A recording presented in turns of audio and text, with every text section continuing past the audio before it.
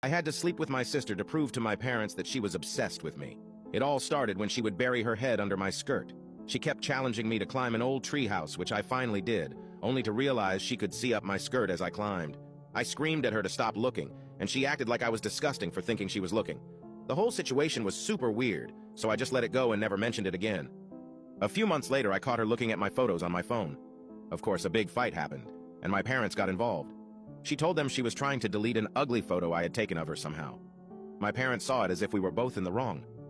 I didn't have anything scandalous there, but it just felt so wrong for her to be looking at my photos.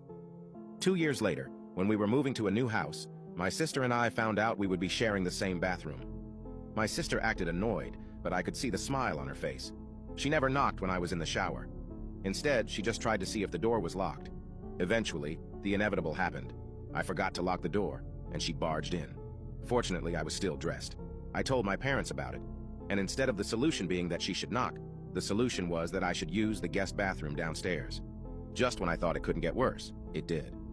A few nights ago, after a family barbecue, I went back to my room and noticed that the pants I had changed out of before everyone arrived were out of the laundry basket and on the floor. When I got up to do the laundry the next morning, I realized that the underwear I was wearing with those pants was missing. I wanted to scream my sister's name and storm into her room, but it would be pointless. The idea of confronting her about it, and her trying to manipulate me again, was so exhausting that I simply didn't say anything. I knew my younger sister was guilty, but I had no concrete proof, and I was sure that if I confronted her or told my parents, she would just try to manipulate me again and make me feel crazy. As I suspected, a few days later, I noticed that some of my white and black underwear were missing from my dresser. But this time, I didn't say anything and acted like I didn't know anything. The next part of my plan was a bit sneaky, as I suspected. A few days later, I noticed that some of the white and black underwear were missing from my dresser. But this time, I didn't say anything and acted like I didn't know anything. The next part of my plan was a bit sneaky. I was thinking about how to make her hit on me or something like that so I could record it and show my parents. So, I decided on something.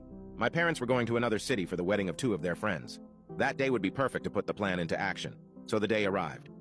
I thought of all the ways to provoke her, and the most effective way I found was to pretend I was using the bathroom and stay inside wearing only the bottom of my bikini, waiting for her to barge in as she always did. As expected, she broke in through the door as usual, but I didn't expect the reaction she had. She stood there staring at me as if she wanted to pounce on me, like a wolf looks at its prey defensively, but at the same time with a scared expression. This time, I did it differently. I didn't scream. I didn't move away. I didn't make a scene. I just looked into her eyes with a tempting expression. I smiled and asked, "Do you like what you see?" She was startled again and said, "Of course, I've always hoped for this sight." At that moment, I knew my plan was going to work. Now you can check if there is a part 2 by pressing share and more.